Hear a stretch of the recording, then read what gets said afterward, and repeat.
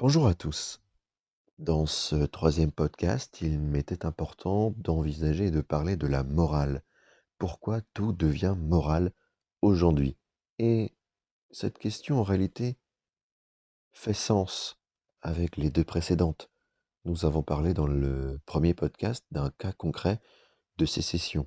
Dans le deuxième, ce que veut dire la sécession sous le prisme de la liberté, de la philosophie et du droit. Et on a vu que la sécession était moralement mis de côté. C'est-à-dire qu'on ne peut même pas en parler, puisqu'elle est, dès toute parole, mis de côté. D'où cette question aujourd'hui, pourquoi tout devient moral? La morale est devenue à terme le langage dominant. Il y a quelque chose d'assez frappant dans notre époque, dans cette période. Ce n'est pas seulement que les débats sont tendus, c'est qu'ils sont moralement saturés. Tout devient affaire de bien, de mal. Tout appelle une indignation et tout exige une prise de position immédiate. Et surtout, tout désaccord est de plus en plus perçu comme une faute. Ce n'est pas anodin, ce n'est pas un simple durcissement des opinions, c'est plutôt le signe d'une transformation profonde de la manière dont le pouvoir s'exerce et se justifie. Et il faut donc comprendre une distinction essentielle entre morale et liberté, puisque la morale relève du jugement individuel, la liberté, elle, relève du droit de chacun à agir, à parler, à penser, et ce, même imparfaitement. Une société libre n'est pas une société sans morale, c'est une société où la morale ne donne pas tous les droits. On peut donc juger un comportement immoral, juger individuellement, personnellement, sans exiger qu'il soit interdit. On peut désapprouver une idée sans vouloir faire taire celui qui l'exprime, mais cette distinction est aujourd'hui en train de disparaître. De plus en plus souvent, on entend de moins en moins dire «Je ne suis pas d'accord avec toi», mais plutôt «Tu n'as pas le droit de dire ça». Et ce glissement est capital. Refuser une idée, c'est encore reconnaître un interlocuteur, mais refuser la parole, c'est nier la légitimité de l'autre. Quand quelqu'un dit: «Je ne discute pas avec lui», il ne fait pas qu'exprimer un rejet, il retire à l'autre son statut d'égal dans la discussion. La morale devient alors un outil d'exclusion. Et il est donc important pour moi de parler désormais de la figure du camp du bien.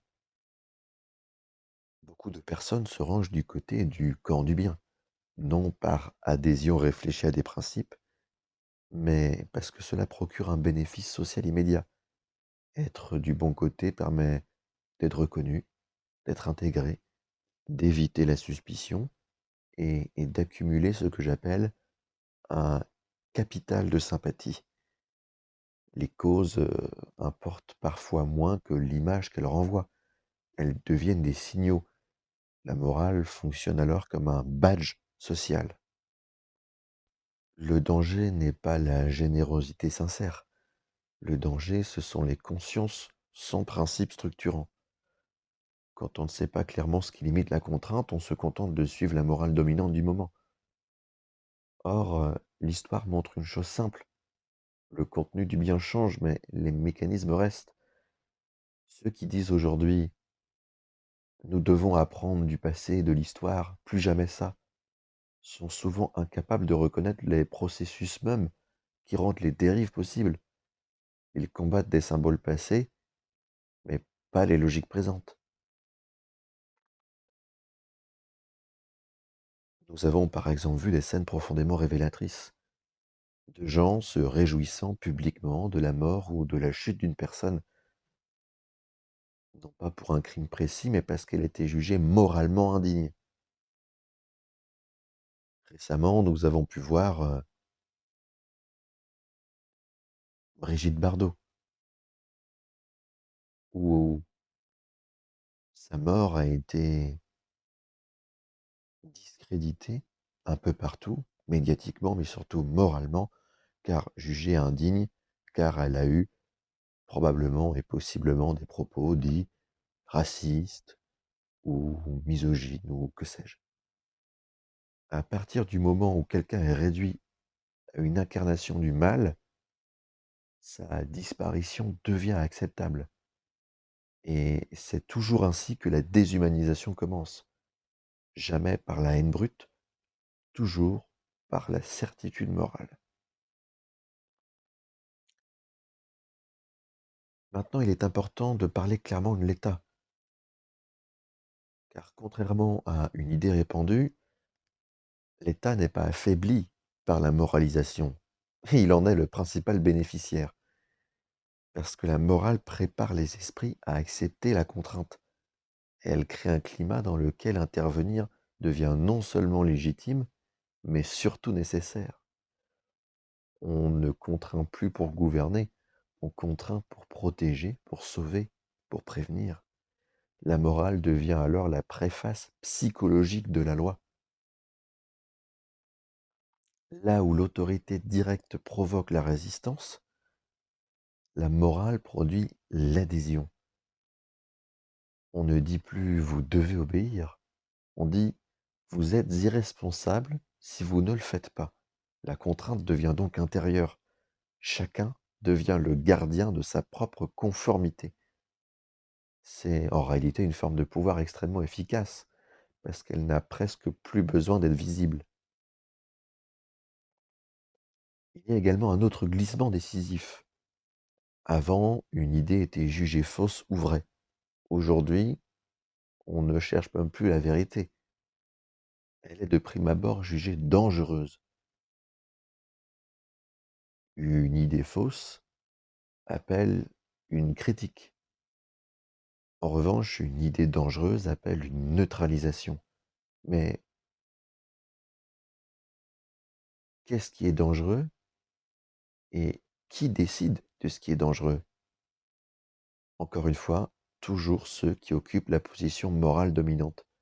La liberté cesse alors d'être un principe, elle devient une tolérance conditionnelle. On peut donc se demander alors, mais pourquoi tout cela fonctionne? Eh bien, tout simplement parce que la morale rassure. Elle offre des repères simples, des certitudes rapides et une appartenance immédiate. Puisque penser, vraiment, dans le sens de penser, suppose le doute, le questionnement. On sait aujourd'hui que philosophiquement, penser, douter, se questionner est inconfortable. La morale, elle, élimine tout ça. Elle remplace la réflexion par l'indignation. La question n'est donc pas de savoir si certaines idées sont choquantes ou déplaisantes. La question est celle-ci. Une société peut-elle rester libre si l'accès à la parole, au débat et à la légitimité est conditionné à la conformité morale? Une société libre accepte l'inconfort. Une société moralisée cherche à l'éliminer. Ce qui est en jeu réellement dans notre époque n'est pas l'absence de valeurs, c'est leur transformation en instrument de pouvoir. Une société libre n'est pas une société parfaite, c'est une société où même le bien ne peut pas tout se permettre. Et tant que cette limite disparaît, la morale continuera d'avancer et la liberté de reculer, souvent avec l'assentiment de ceux qui croient la défendre. En réalité, le danger n'est pas que le bien se trompe, le danger est qu'il ne rencontre plus aucune limite.